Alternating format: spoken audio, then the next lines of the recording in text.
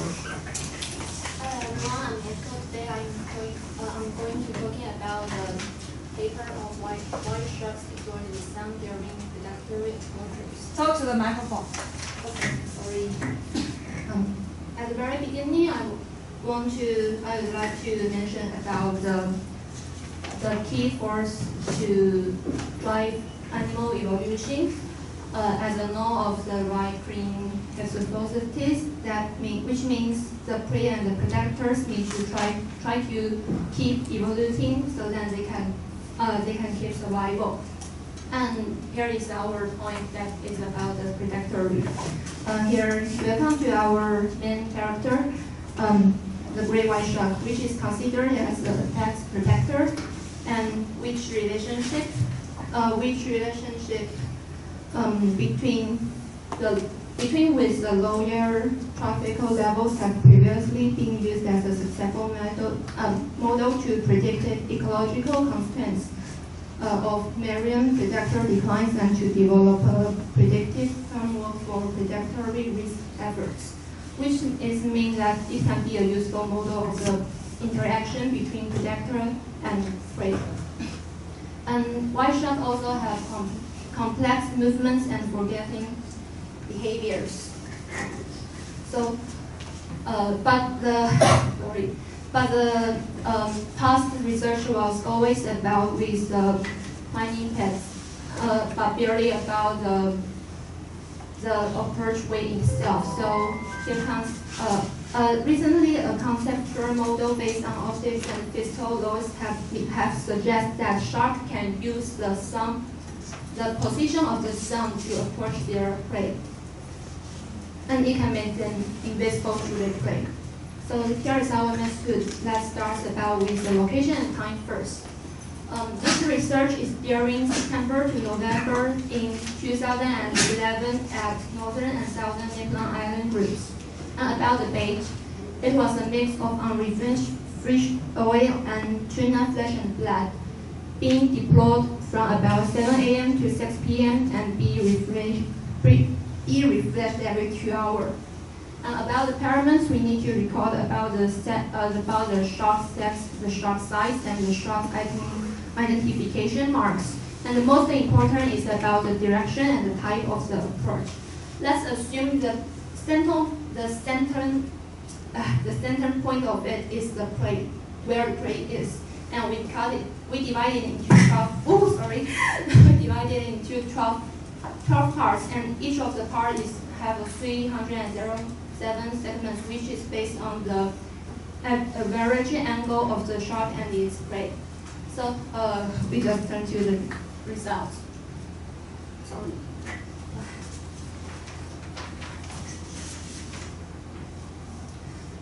We already have total 958 approaches by 44 different sharks, and 579, about 60% of which are assumed as predatory approaches. And only about 69 of it was the initial predator. We choose the only initial one because the after approaches can be seen as a reflection to the first one. So then we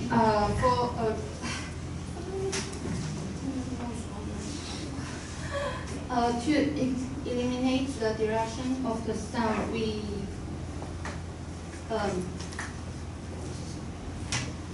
they use the GLMM to figure out, to check about these factors and which plays the most important one, and as a result that only the sun direction can affect the shark's approach way.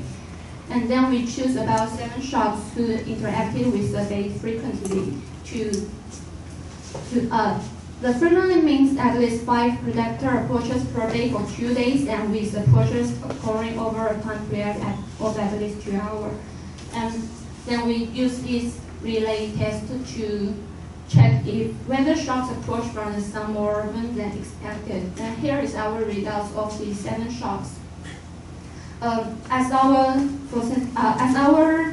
thought that sharks should be approached this way and this way in morning and afternoon, in order to, because of the sun position. And our results shows that they probably come from this way, and mainly this way in the morning, and mainly this way in the afternoon, which means that they research their direction along an east-west axis. That can mean that they really they really approach something due to the position of the sun. And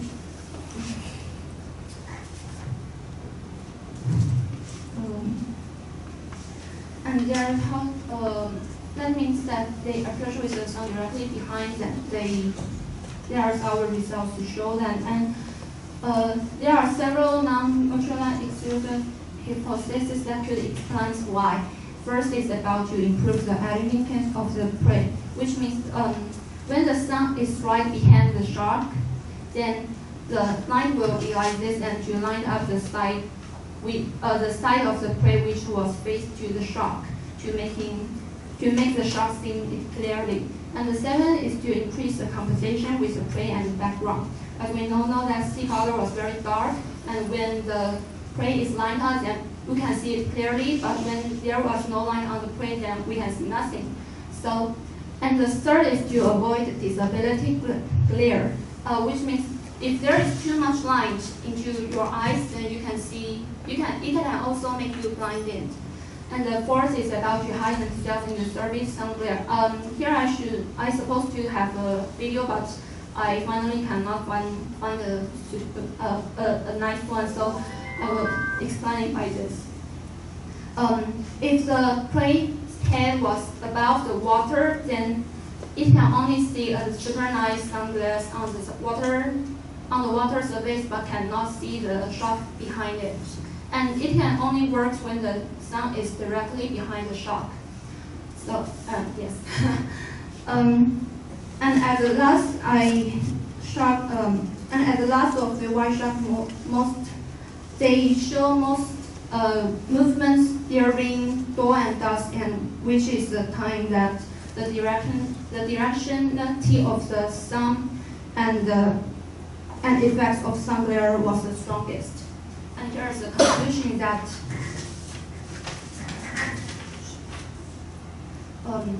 shark did explore the sun during predatory approaches. And it is very difficult to collect the initial approach direction because the wave was keep changing, so the position of the bait can keep changing too. And the inter-individual variation was suggested, which means that there are sharks which supposed to approach to their prey in front of the sun, meaning that the sunlight will directly in their eyes, but it was be supposed that as inter-individual variation, maybe because of their feeding history or anything else. Thanks for attention.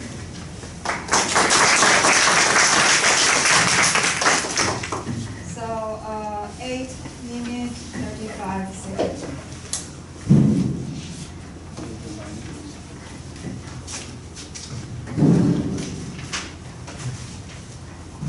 Ellen.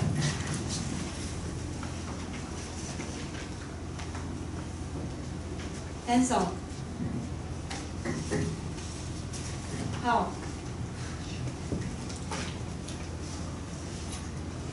Andy. Okay, starting from Alan. May I ask what is the railway pest and the GRMM that you mentioned? You are asking this one? Yeah. Sorry. The GRMM is the name is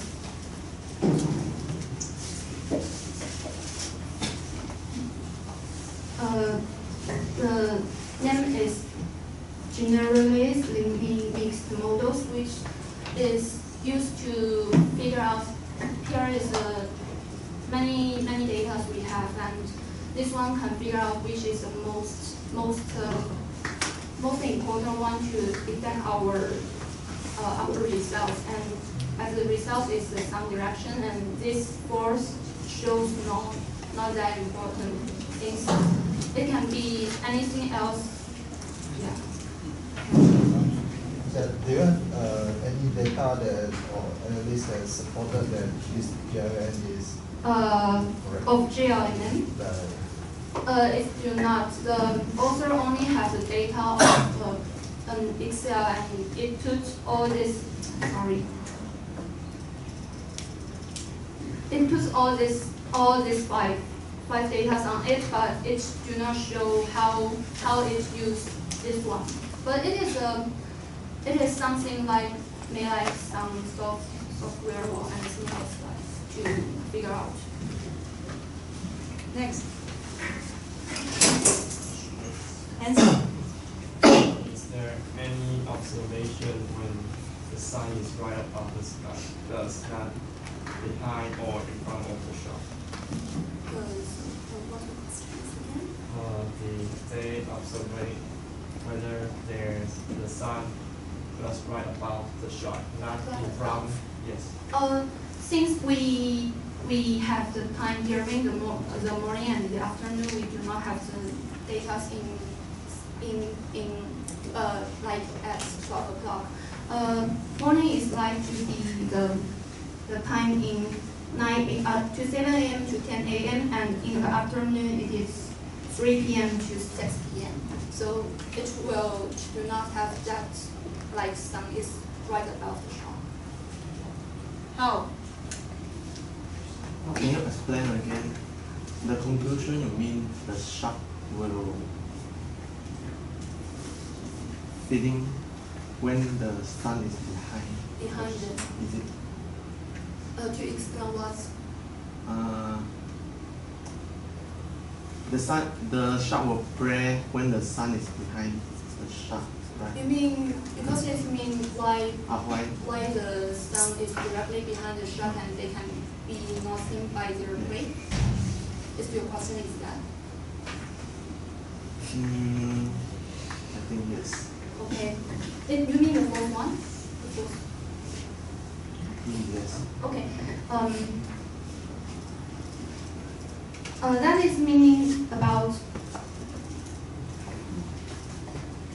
when their prey's head is above the water, above the seawater, and they can only see there is some glare on the seawater, meaning it is like a shining sea, and because it is quite shiny, so they cannot see the shark behind it. So the shark can be invisible to the prey. Only when the sun is directly behind the shark and only just in time because the prey's head was above the sea. Andy. So, does the result show any relation with the difference of species? Species? But this research is only about the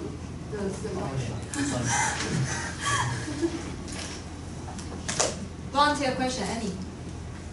Volunteer? No? Okay, my turn.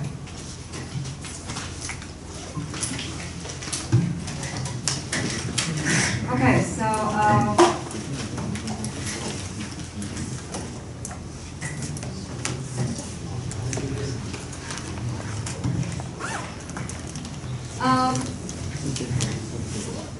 I think the first suggestion for you is you spoke too fast.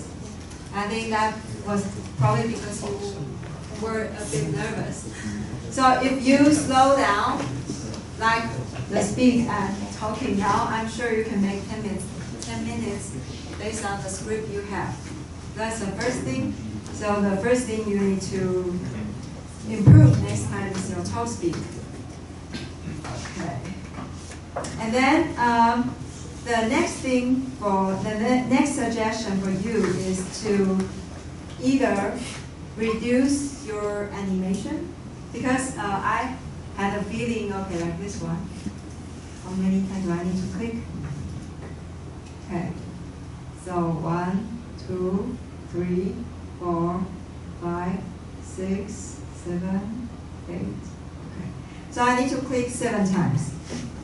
And in combination with your nervousness, it's so easy for you to just like over-click.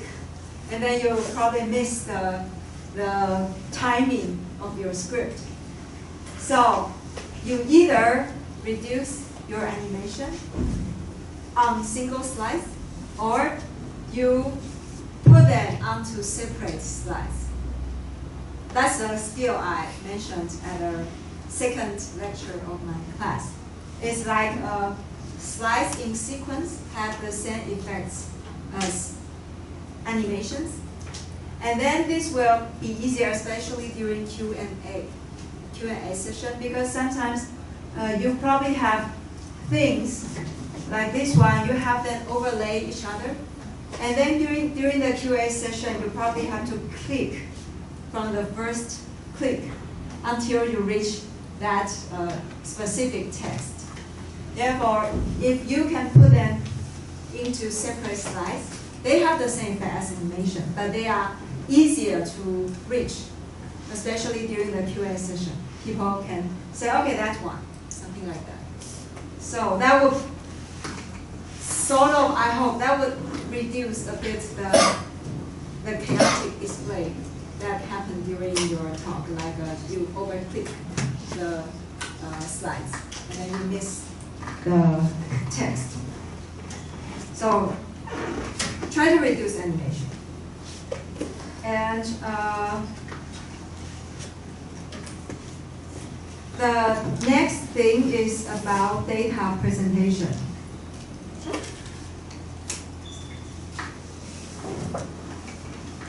I think you presented some data, but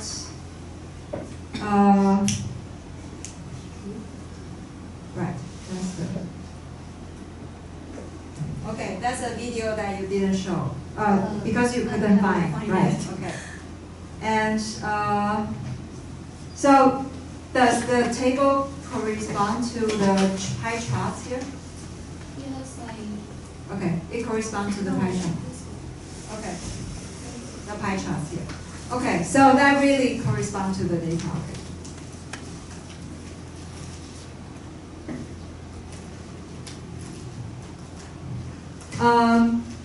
I think you try to do the charts for yourself. I can see that effort. But because somehow I was feeling, does that really correspond to the data in the paper? But now it looks like yes. Then in this case, I think the main issue of your presentation was when you were presenting your results, you were too fast. Therefore, it's a bit unclear what does the chart really mean.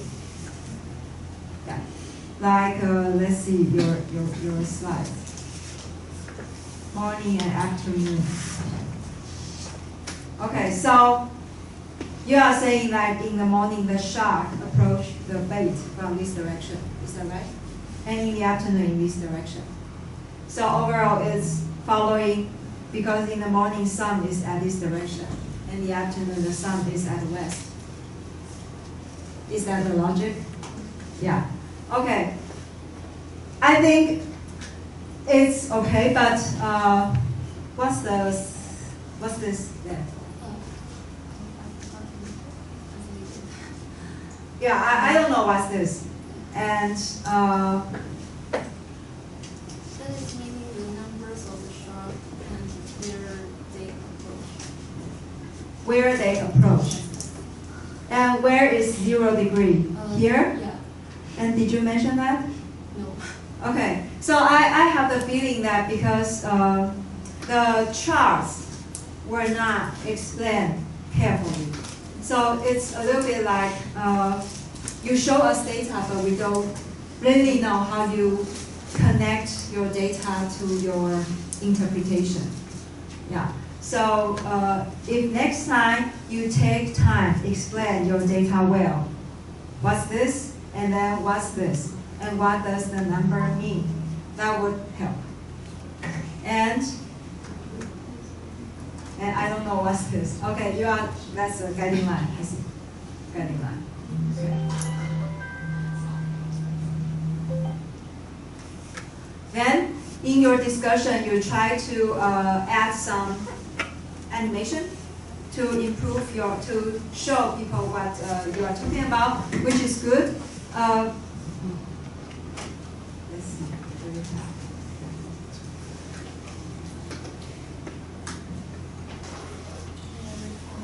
Where's that? Where's your discussion? Okay, only in this slide? Okay.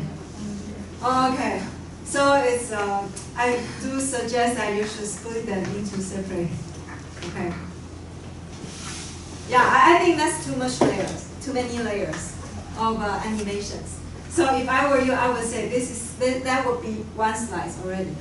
So people can see, okay, during Q&A session, okay, you had these slides.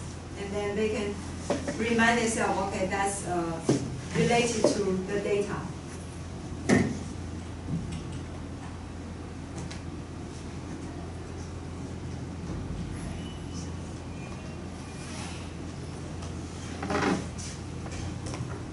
Yeah.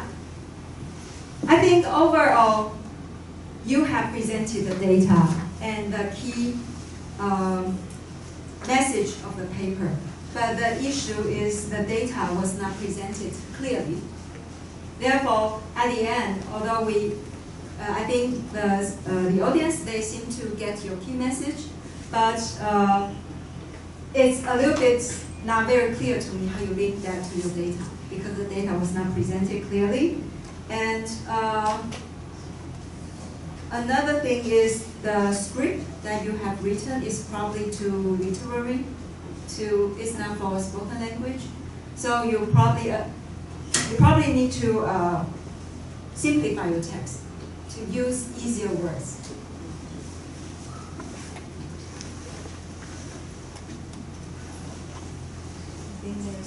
Okay, because I don't think I can see all your text here, so I cannot really point out which text is really too literary.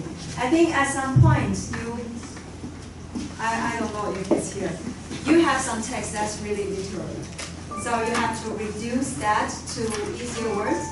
And for example, when you talk about the layers thing, you can resort to daily experience, like it's difficult for people to look at the sun. Some experience like that. So people know, okay, it's also the same. It's difficult for the prey to look at the sun. And if a shark is hidden in the sun, it's probably not that easy to see that. Something like that. And I also hope that next time, after some simplified script, you will be more familiar with the script. Because I think you are not really familiar with the script, therefore you get nervous when you think you forgot your line. Okay. So use easier words and that will increase. Okay, so thank you, Echo.